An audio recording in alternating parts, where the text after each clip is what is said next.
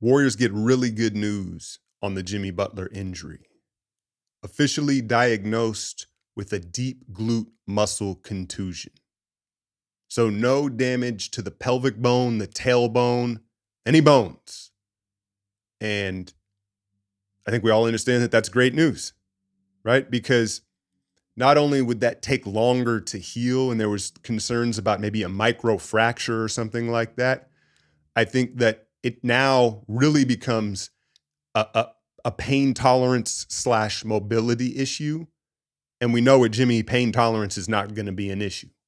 And then when you look at mobility, he may not have the same push off and elevation coming off that right leg and that right glute, but Jimmy's a 2-footed jumper, right? He's a 2-footed player. Not only that, he's a right-handed player. So most of those hard push-offs and goes come off that left glute and that left leg. So I think that bodes very well for Jimmy in what he's going to look like come Saturday night. And I say Saturday night because, the Warriors are going to play it close to the vest and, warfare tactics. Until they have to announce Jimmy's going to play, they're not going to announce it, right? It's going to be a game time decision just so Houston maybe has to game plan for Kuminga. We'll talk about Kuminga here in a second. But the other dialogue or discourse has really been how dirty Houston is. And was the Amen Thompson, was it a dirty play? I went back in the breakdown, took a really close look at it the morning after.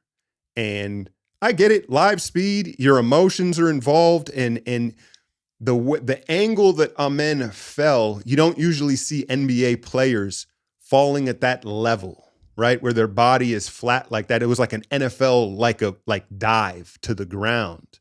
And so I can see where people were, and then you combine that with all the other extracurriculars that Amen has been doing on the court. And you're like, it's a dirty play. But let me show you this piece of footage here real quick. And you take a look at Amen's right foot as he's squeezed between Adams and Draymond. And then you see Adams, who goes about 300 pounds, his foot kicks the back of Amen's heel. And that's what sends him in that weird trajectory. And so that play in a vacuum on its own, I'm going to go ahead and say I don't think it was dirty. I think it was a weird collision fall. And, thankfully Jimmy is going to be all right. But that doesn't mean I'm not ruling out Amen as a quote, dirty player, right? And there's a gray area to me when you want to categorize a guy as a dirty player, because a lot of these guys, Draymond him included, right? They're going to try to toe that line. They're going to try to toe that line. And what is that line?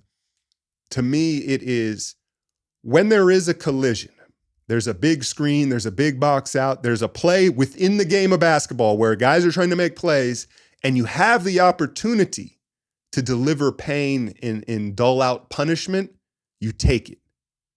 Okay, fine. The difference would be when you're making a play to dull out the punishment, to perhaps injure somebody. That's where it crosses the line. And listen, these level 10 competitors, they cross the line sometimes, but they're trying to stay on that line of like, oh, here comes a guy flying off a screen or coming off a handoff. The screen's happening anyway. Let me put the shoulder into your solar plex, right? There's that gray area that these guys are going to try to toe. And Amen, he doesn't have quite the reputation yet of being dirty, but he's getting there. He's getting there now that I'm watching him closer. But I'll tell you what Lou Dort did to Ja last night was a dirtier play than the Amen Thompson thing, in my opinion, because he knew what he was doing. He stops and it was almost at the same level of where Amen was with Jimmy, right? Only it was forward facing. He's at his knees and hips and he reaches over with Ja in the air. Ja hit the ground like a grenade. Boom. Nah, that's messed up, man. Ja's going through it, bro. He's going through it. And then Memphis blows like a 25-point lead. Hey, it's probably best they get put out their misery as soon as possible at this point, right? Go find themselves a coach, and I don't know what they're going to do. But yeah, sounds like Jimmy is going to play in game 3. As far as the game 3 adjustments, and we were contemplating rotations and how they would adjust if Jimmy wasn't going to be available, I still would like to see some rotational adjustments anyway. even if we're going to have Jimmy playing. And that starts with Looney. I love Kevon. Y'all know I have a hat. Shout out to y'all that got the hat, Be Like Loon. Be Like Loon Dog. But this just isn't the matchup for him. I talked a little bit about it. I've talked a lot about it in the breakdowns, where Steven Adams is one of a handful of guys in the league that Looney can't win that positional battle. Adams is just super strong, right? He can't win that battle. And then you look at all their athletic wings, Eason and Thompson, and even Brooks to an extent, these Jalen Green, they come flying in, and Looney just doesn't have the vertical pop or quick twitch to be effective in the paint in this series. And you saw him switching out on Jalen Green, and just it's looked really bad. And so you understand Kerr is going to ride with Looney. He's going to always get the first shot because of the trust and cachet he's built. Deservedly so. But now, game 3, where you see a lot more adjustments in a series, I think it's time to see Trace Jackson. It's time to see Trace, who's going to give you that vertical pop, obviously younger, more athletic, and see what he can do in this series with guys his own age too, right? Sometimes you go into a matchup and it's like you need Looney's craftiness, his experience, and again, his positional play. This isn't that series. And so I'd like to see Trace get Looney's minutes. And then I'm going to go back to Moses Moody. I know a lot of y'all are protective of Mo. I get it. But the game starts, game 2, and the announce team says, hey, Steve Kerr told Moses he wants him to shoot 8-10 threes tonight. Then at the end of the game, you hear Stan Van Gundy go, hey, Moses Moody's got to shoot. He's got to shoot, right? Both of them are telling you what we're seeing. He is not making Şengün pay. He is not being aggressive enough offensively. I know he started out, he took a quick one, hit that, then he had a wide open one in the corner. It was like, okay, Mo, you're on your way. I don't know whether it's confidence. I don't know if it's processing speed. There was a possession down stretch where Draymond comes dribbling up. Şengün is matched up on him in the corner, and you could tell Draymond wanted to initiate some sort of handoff action.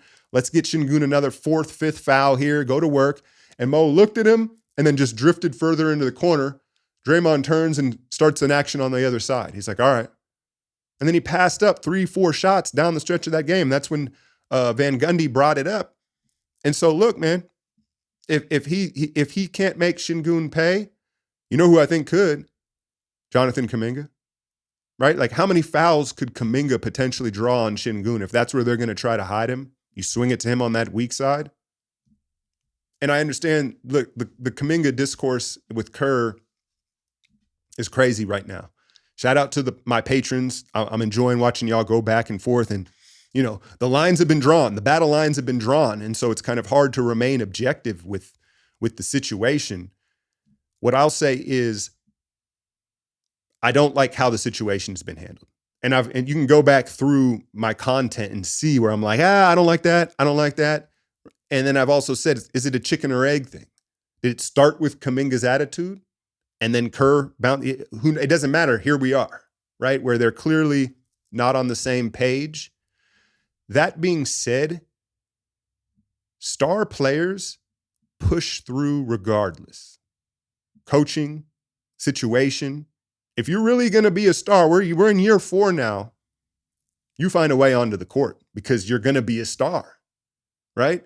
And so, look, I again, Kerr is plenty fallible, and he's had a lot of mishandling of minutes and situations, especially over the last few years. But it's not all on Kerr, y'all. The camp that's like, Kuminga's going to be the star. I can't Kerr. It's a two-way street.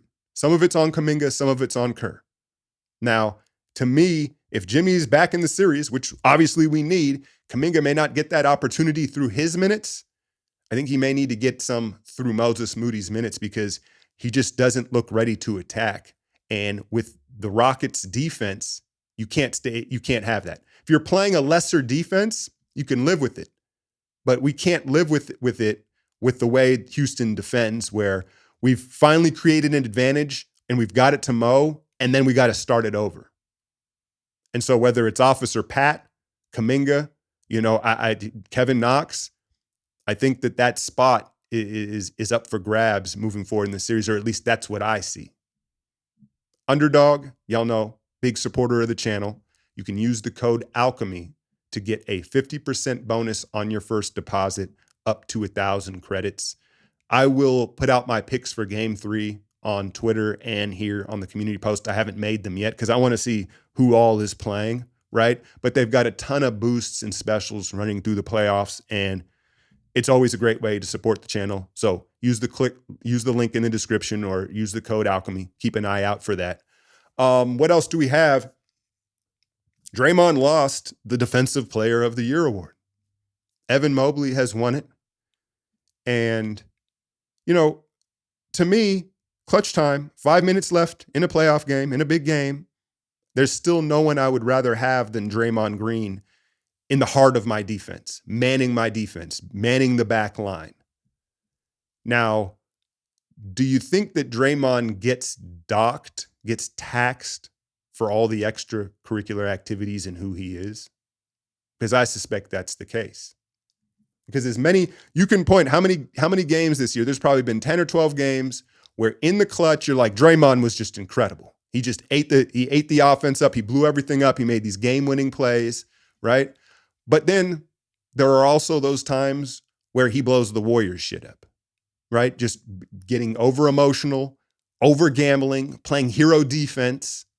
And so we have to acknowledge that. We have to acknowledge that where I think Evan Mobley and Dyson Daniels, they're more steady eddies. They're more available every night. There's less ups and downs with their defensive performance. I do think moving forward, though, listen, these point of attack wing defenders who can switch and guard out on the perimeter, they're just as important as these anchoring big men in today's game. And so I'm not mad at Mobley getting the award, but I hope moving forward, we continue to see perimeter defenders finishing in the top 3 of this award. That's all I got, man. I'll be back with the breakdown after game 3. It's Saturday night, right? It's going to be a fun one. Hit that like, share, and subscribe. I'm out, y'all.